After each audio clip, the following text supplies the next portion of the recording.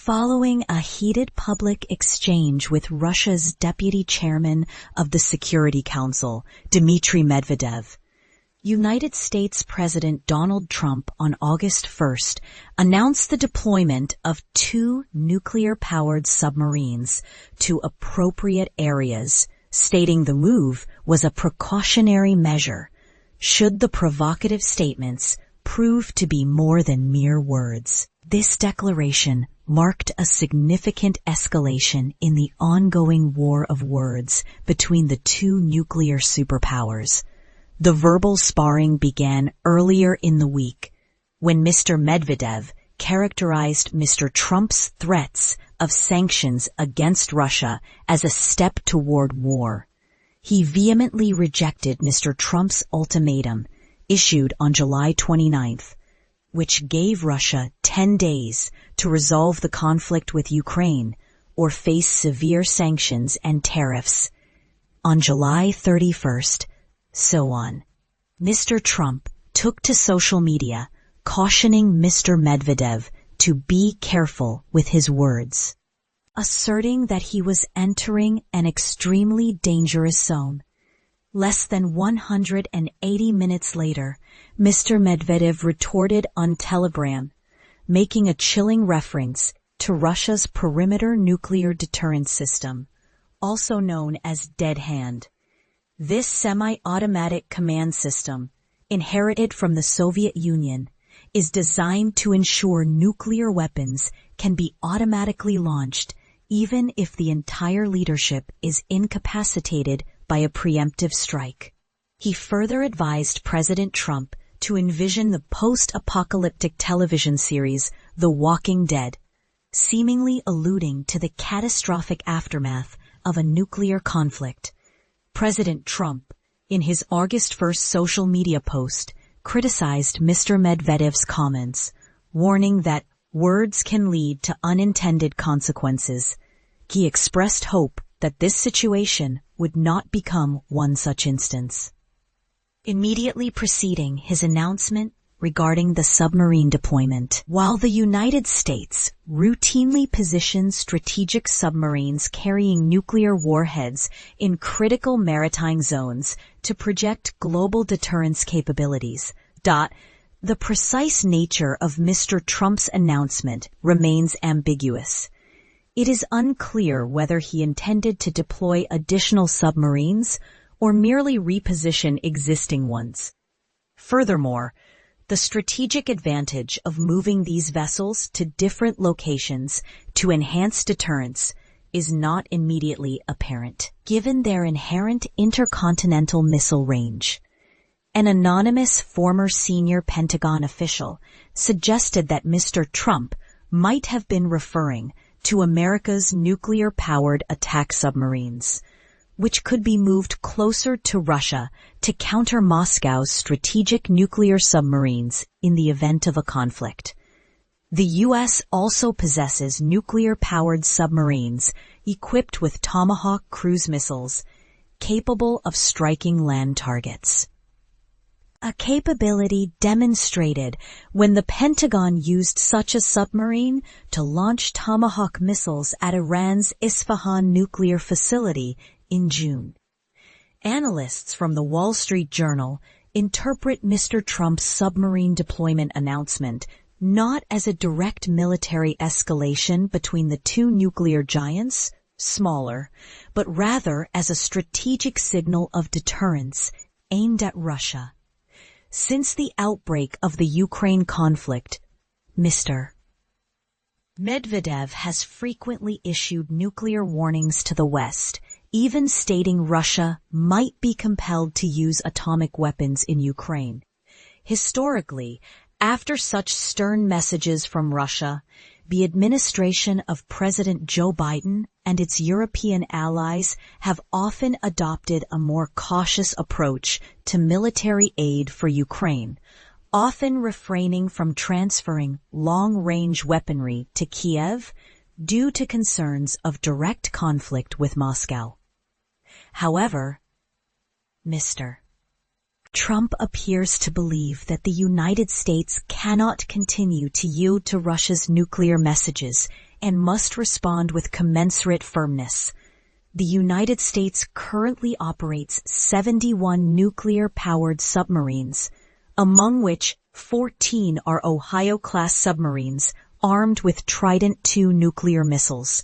Approximately 8 to 10 of these nuclear submarines are typically on patrol in various global waters at any given time, according to observers.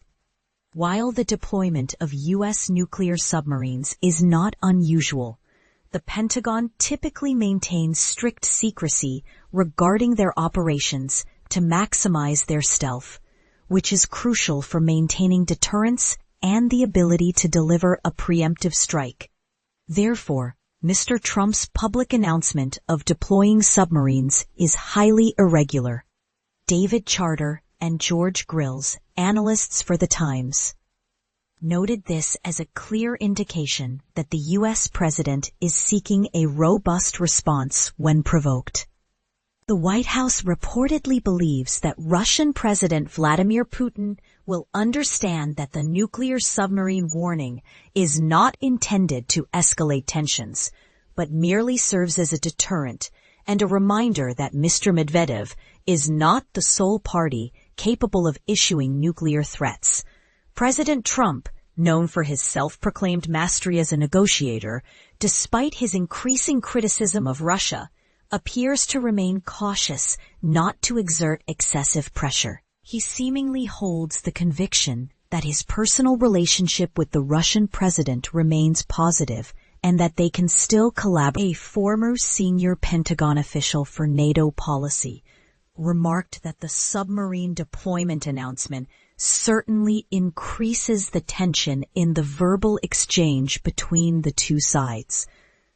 Observers are concerned that such public confrontations could carry inherent risks of escalation, potentially leading to dangerous miscalculations between the world's two primary nuclear powers. This recent announcement stands in stark contrast to Mr.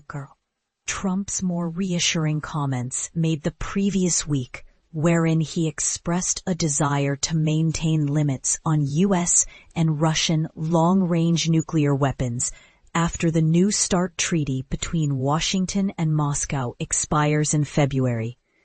Daryl Kimball, a member of the U.S.-based Arms Control Association, suggested that if He added that both sides could also negotiate specific measures to prevent conflict and reduce their arsenals. Mike McFaul, former U.S. ambassador to Russia, remarked that if Mr. Trump truly wished to capture Mr. Medvedev's attention, he should provide new weapons to Ukraine, asserting that deploying nuclear submarines was the wrong approach. The Federation of American Scientists estimates that by 2025, Russia will possess 5,459 nuclear weapons, while the United States will have 5,177. Both nations currently have approximately 1,700 strategic nuclear warheads deployed. Multi-dimensional analysis and unconventional perspectives, beyond the stated motives of deterrence and a firm response, Mr. Trump's highly public and unusual announcement regarding nuclear submarines invites deeper, multi-dimensional analysis, including perspectives that touch upon the realm of strategic psychological operations. Given Mr. Trump's unconventional approach to diplomacy and his well-documented belief in the power of public perception and personal relationships, this incident could be interpreted as more than a simple reaction to Mr. Medvedev's provocations. One perspective suggests that this public spat, rather than being a genuine breakdown in communication, might be a carefully orchestrated performance. Could Mr. Trump and Mr. Putin, despite their public disagreements, be engaging in a form of controlled escalation designed to achieve specific political or strategic objectives. This good cop, bad cop routine, where Mr. Medvedev plays the aggressive hardliner and Mr. Trump responds with a show of force, could serve multiple purposes. For instance, it might be a way to signal to domestic audiences in both countries that their leaders are strong and uncompromising, thereby bolstering internal support. For international allies, it could be a demonstration of American resolve, encouraging greater cohesion or burden sharing within alliances like NATO. Another angle considers the psychological impact on adversaries and potential third parties. By publicly announcing submarine movements, Mr. Trump might be attempting to create a heightened sense of uncertainty and anxiety within Russia's strategic command, forcing them to expend resources and attention on tracking these assets. This psychological pressure, rather than a direct military threat, could be the true objective. Furthermore, the dramatic nature of the announcement could be a distraction tactic, diverting attention from other pressing domestic or international issues that Mr. Trump might prefer to keep out of the spotlight. From a more speculative standpoint, some might ponder if this public display is a subtle form of negotiation or a test of red lines.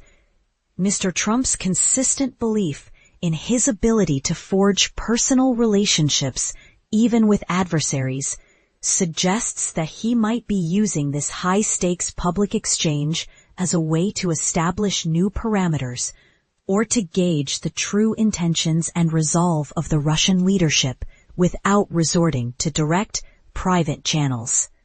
The very act of making a secret military operation public could be a calculated risk designed to elicit a specific, non-military response or to set a new precedent for how nuclear powers communicate their deterrence. Ultimately, while the official narrative points to deterrence and a firm stance against nuclear threats, the unusual public nature of Mr. Trump's announcement, coupled with his unique diplomatic style, opens the door to interpretations that extend beyond conventional military strategy, delving into the complex interplay of psychological warfare, political theater, and high-stakes international relations.